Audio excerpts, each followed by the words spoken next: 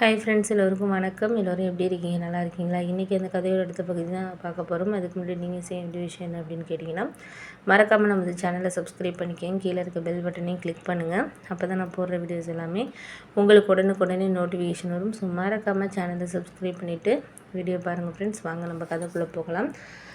அதுக்கு அடுத்த நாள் நான் என்ன யோசித்தேன்னா, சரி நம்ம ஏதாச்சும் ஒரு ஃபுட்டு ஏதாச்சும் நம்ம ரெடி பண்ணி இது பண்ணுற மாதிரி ஏதாச்சும் ஒரு பிஸ்னஸ் பண்ணலாம் அப்படிங்கிறது மாதிரி ஒரு முடிவு பண்ணோம். முடிவு பண்ணதுக்கு அப்புறம் என்ன ஆச்சுன்னு பார்த்தீங்கன்னா, என்ன தான் ஒரு விஷயங்கள் நம்ம முடிவு பண்ணாலும் அதை நம்மளுக்கு சரியான ஒரு இதில் இது பண்ணுறதுக்கு நம்மளுக்கு ஒரு இது தேவை அப்படிங்கிற மாதிரி தான் என் ஹஸ்பண்ட்டை நான் ஹெல்ப் கேட்டேன். இது மாதிரிங்க ஏதாச்சும் பாத்திரம் இது மாதிரி வாங்குறதுக்கு எனக்கு ஹெல்ப் பண்ணுங்கள் அப்படிங்கிற மாதிரி கேட்டேன். அவரும் கொஞ்சம் கஷ்டப்பட்டுட்டு தான் இருந்தார். ஏன்னா வேலையில் அந்தளவுக்கு இன்க்ரிமெண்ட்லாம் அவருக்கு கிடைக்கல. இன்சென்டிவ்ஸ் எல்லாம் புது லோன் போட்டால் தான் அவருக்கு இன்சென்டிவ்ஸ் மாதிரி அதே 30,000 சம்பளம் தான் அவருக்கு போயிட்டுருந்துச்சு. அதனால் அவர் நிறைய லோனு வரவங்க இந்த மாதிரி ட்ரை பண்ணாலும் ஒன்றுமே ரெடி ஆகாதனால அவர் ரொம்ப ஒரு மாதிரி மனசளவில் ரொம்ப கஷ்டப்பட்டுட்டு தான் இருந்தார். அதனாலேயே பார்த்திங்கன்னா ரொம்ப ஒரு மாதிரி என்ன சொல்கிறது, சில விஷயங்களை அவருக்கு ரொம்ப கஷ்டமான சூழ்நிலையில் இது பண்ணிக்கிட்டு அப்படி தான் இருந்தார் அப்படின்னு சொல்லலாம். நான் அதுக்கு யோசித்த விஷயம் என்ன அப்படின்னா, சரி நமக்கு இவங்களுக்காக ஹெல்ப் பண்ணலாம் அப்படின்னு சொல்லிட்டு தான், ஏன்னா அவர் ரொம்ப கஷ்டப்படுறாருங்கனால ஹெல்ப் பண்ணுவோம் அப்படிங்கிற ஒரு விஷயத்தினால தான் நான் இது பண்ணதே.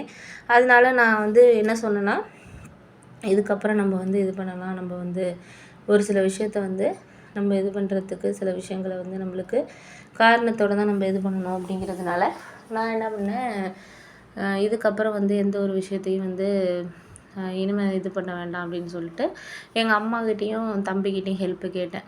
அவங்க அம்மா சொன்னாங்க, வேணால் நான் சீட்டு பணம் போட்டிருக்கேன், அதை வேணால் நீ வாங்கி அடுத்த மாதத்தை எடுத்துக்கோ, அதுக்கப்புறம் நீ ஒரு 6 மாதம் இருக்கும், அதை நீ வேணால் கட்டிக்கமா, என்னால் அதான் பண்ண முடியும், இப்போ ஒரு 3 மாதம் தான் ஆயிருக்கு, 4வது சீட்டு நான் கேட்டிருக்கேன், 3 மாத பணத்தை கூட நீ எனக்கு கொடுக்க வேண்டாம், நான் பார்த்துக்கிறேன் அப்படிங்கிற மாதிரி சொன்னாங்க. எனக்கு ஒரு நல்ல ஐடியாவாக தான் தோணுச்சு. ஏன்னா இன்னும் ஒரு சீட்டு கிடைக்கிறது ஒரு 15 நாள் தான் இருக்குது அப்படிங்கிற மாதிரி சொன்னோன்னே எனக்கு ரொம்ப சந்தோஷமாக தான் இருந்துச்சு. ஏன் அப்படின்னா, ஒரு விஷயத்தை நம்ம இது பண்ணுறதுக்கு எதையுமே நம்ம ஒரு சில விஷயங்களை நம்ம அடுத்த ஒரு இதுக்கு கொண்டுட்டு போகிறதுக்கு ஒரு விஷயங்கிறது நமக்கு தேவை அப்படிங்கிற மாதிரி ஒரு இதில் இருக்கிறப்போ, நம்ம இந்த விஷயத்தை நம்ம அடுத்த ஒரு இதுக்கு கொண்டு போகணும் அப்படின்னா நமக்கு பணங்கிற ஒரு விஷயம் தேவைப்படுது.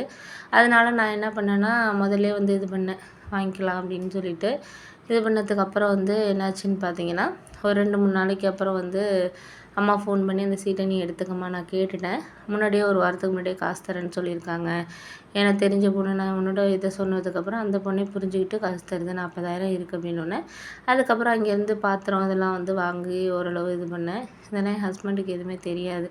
எனக்கு தெரிஞ்சால் ஏன் இதை தேவையில்லாமல் பண்ணுறேன் அப்படிங்கிற மாதிரி கஷ்டப்பட்டுட்டு இருக்க பிள்ளைங்களையும் ஸ்கூல் கிளப்பிட்டு உன்னால் பண்ண முடியாது அப்படி இப்படின்னு அவர் சொல்லுவார். அதனால் நான் எதுவுமே சொல்லலை அவர்கிட்ட. எது நடக்குதோ நடக்கட்டுங்க அப்படின்னு சொல்லிட்டு நானாகவே போயிட்டு, நானும் அம்மா அப்புறம் தம்பி ஹெல்ப் பண்ணோம். எல்லாருமே போயிட்டு பாத்திரம் வாங்குறது எல்லாமே இது பண்ணிவிட்டு, மறுநாள் தெரிஞ்சவங்க பக்கத்தில் ஹாஸ்டலு இந்த காலேஜெல்லாம் இருக்கிறவங்கள்ட்ட நானாகவே ஃபுட்டு இந்த மாதிரி கிடைக்குதுன்னு சொல்லிட்டு ஒரு தள்ளுவண்டி மாதிரி இது பண்ணி அதில் ஃபுட்டு இது பண்ண ஆரம்பிச்சிட்டேன். என் வீட்டுக்காரர் வேலைக்கு போனதுக்கப்புறம் தான் இந்த ப்ராசஸ்லாம், மத்தியானம் சாப்பாடு மட்டும் அப்படிங்கிறதுனால அவருக்கு எதுவுமே தெரியாது. ஒரு 2-3 நாளைக்கு அப்புறம் எப்படியோ அவருக்கு தெரிஞ்சிருச்சு.